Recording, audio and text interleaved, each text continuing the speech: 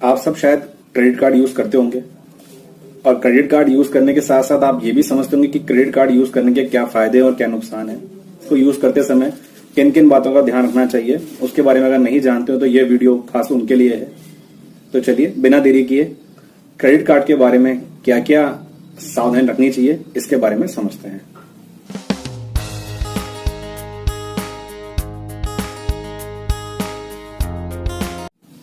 RBI की एक report के अनुसार 62 मिलियन नए यूजर पिछले 18 सालों में क्रेडिट कार्ड को मिले हैं।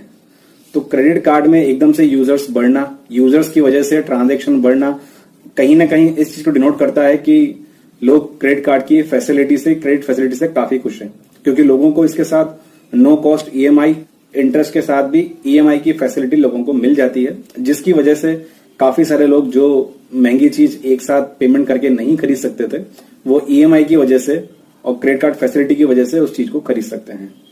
किसी के पास कभी इंस्टेंट पेमेंट करने के लिए अब बैंक अकाउंट में पैसे नहीं हो तो ये क्रेडिट कार्ड उसके लिए काफी यूजफुल है। क्रेडिट कार्ड यूज करने के क्या क्या रूल्स हैं आप स्क्रीन पर देख पा रहे होंगे। मैंने इस वीडियो को कुछ पॉइंट्स में डिवाइड कर दिया है जिससे हमें क्रेडिट कार्ड यूज करने के रूल्स आसानी से समझ में आ सके। सबसे फर्स्ट पॉइंट है क्रेडिट कार्ड के बिलिंग साइकिल को फॉलो करना। सेकंड पॉइंट है क्रेडिट कार्ड यूज करने के बाद उसका बिल जनरेट हो जाता है, उस बिल को पूरा एक साथ पे करना। थर्ड पॉइंट है credit card limit.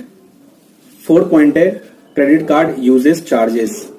Fifth point है क्रेडिट कार्ड से कैश विड्रॉल को अवॉइड करना। और सबसे लास्ट पॉइंट है नो कॉस्ट ईएमआई के कॉन्सेप्ट को समझना। तो चलिए फर्स्ट पॉइंट से स्टार्ट करते हैं। फर्स्ट पॉइंट है क्रेडिट कार्ड के बिलिंग साइकिल को फॉलो करना। बिलिंग साइकिल क्या होता है? क्रेडिट कार्ड में हमें कुछ टाइम पीरियड की क्रेडिट फैसिलिटी मिल जाती है। फॉर एग्जांपल हमें क्रेडिट कार्ड में 50 दिन की क्रेडिट फैसिलिटी मिल गई। इसके लिए आपको सबसे पहले यह पता लगाना पड़ेगा कि आपके क्रेडिट कार्ड का बिल कब जनरेट होता है, क्योंकि बिल जनरेट होना मतलब उसका बिलिंग साइकिल का एंड होना। तो बिल जनरेट होने से ठीक 1 महीने पहले तक यानी 30 दिन के ड्यूरेशन में आप जो भी खरीदेंगे उसका पैसा आपको बिल जनरेट होने के कुछ दिनों बाद जो भी उसकी ड्यू डेट होगी वहां तक आपको पे करना है। इसको हम एक एग्जांपल से समझते हैं। जैसे आपकी क्रेडिट कार्ड का बिलिंग साइकिल है वो एवरी मंथ 10 तारीख है, यानी हर महीने की 10 तारीख को आपका बिलिंग साइकिल एंड हो जाता है। तो आप इस 10 से लेकर अगले महीने की 9 तारीख तक जो भी परचेज करेंगे वो आपके उस बिलिंग साइकिल में परचेजेस में शामिल हो जाएगा।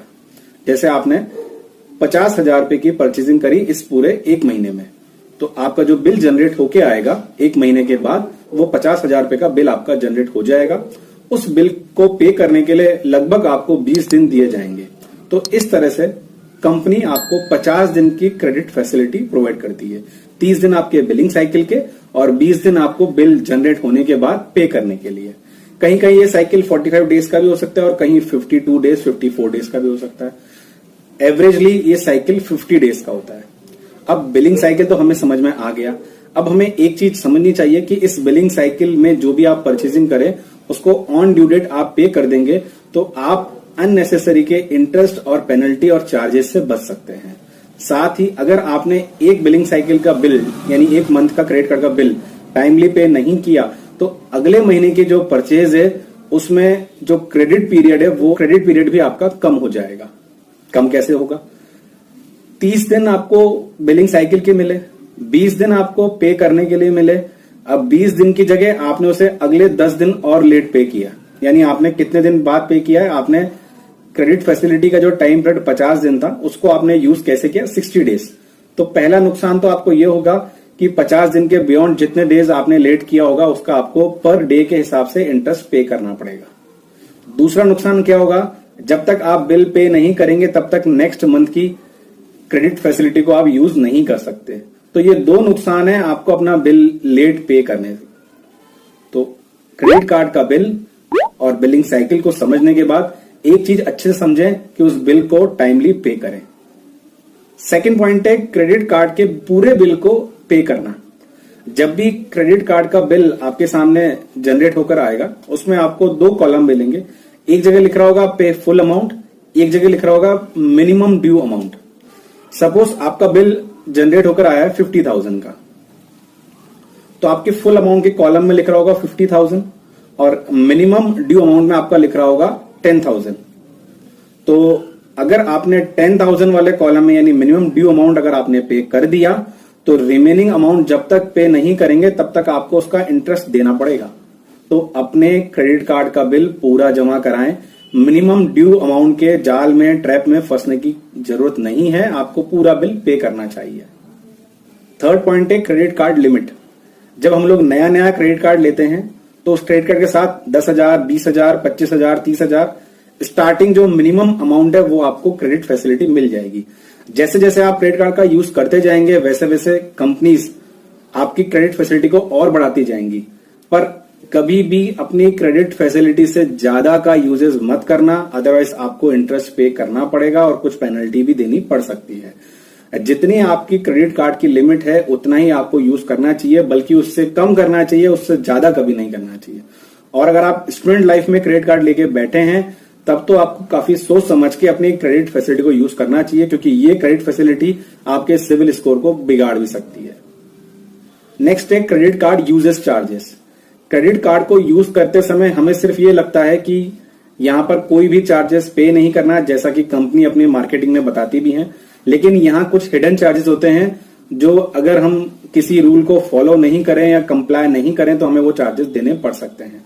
ये चार्जेस आपको वेबसाइट के होम पेज पे डायरेक्टली नहीं मिल जाएंगे और बिल के स्टेटमेंट भी कॉर्नर में टर्म्स एंड कंडीशन की तरह बिल्कुल छोटे छोटे वर्ड्स में लिखे हुए दिखाई देंगे।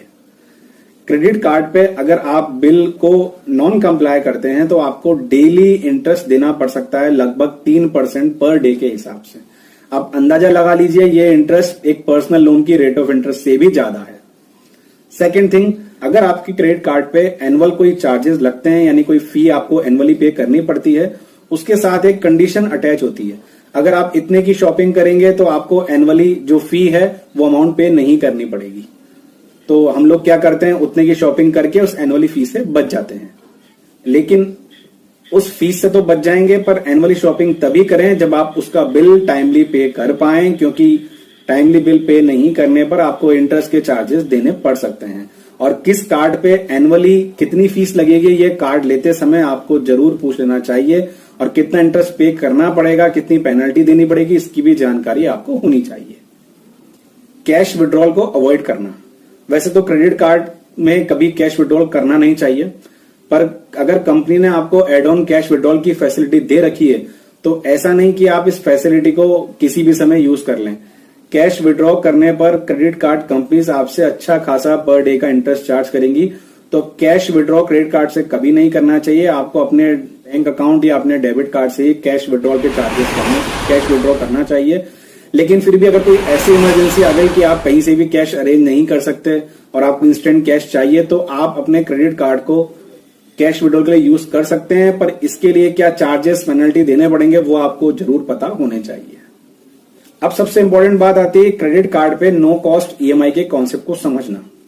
जैसे हमारी ई कॉमर्स वेबसाइट है, अमेजोन है या फ्लिपकार्ट है या कोई और दूसरी वेबसाइट है, उन वेबसाइट से अगर कभी भी आप नो कॉस्ट ईएमआई पे प्रोडक्ट शॉपिंग करेंगे तो उसके अंदर आपको किसी तरह का कोई इंटरेस्ट पे नहीं करना पड़ेगा। कुछ क्रेडिट कार्ड ऐसे हैं जो शॉपिंग करने पर वन टाइम कोई फीस चार्ज करते हैं, बाकी maximum credit card without interest आपको ये फैसिलिटी देते हैं। अगर ई कॉमर्स प्लेटफॉर्म पे ये फैसिलिटी अवेलेबल है तो इसके लिए कोई चार्जेस नहीं लगता।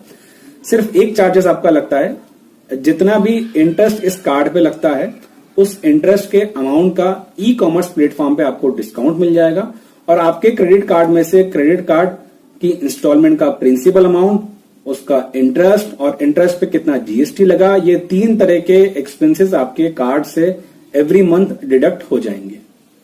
तो एक तरीके से ये नो कॉस्ट ईएमआई भी हुआ। कुछ लोग इसको अच्छे से समझ नहीं पाते, तो मेरी आपसे रिक्वेस्ट है कि आप इस कॉन्सेप्ट को अच्छे से समझें। जब भी हम कोई प्रोडक्ट नो कॉस्ट ईएमआई के टैग के साथ परचेस करेंगे तो उस प्रोडक्ट पे हमें जितना इंटरेस्ट बनता है क्रेडिट कार्ड में उसका डिस्काउंट पहले ही मिल जाएगा। तो प्रोडक्ट हमें सस्ता नहीं मिला, क्योंकि वो इंटरेस्ट हमारे क्रेडिट कार्ड पे हमसे चार्ज किया जाएगा।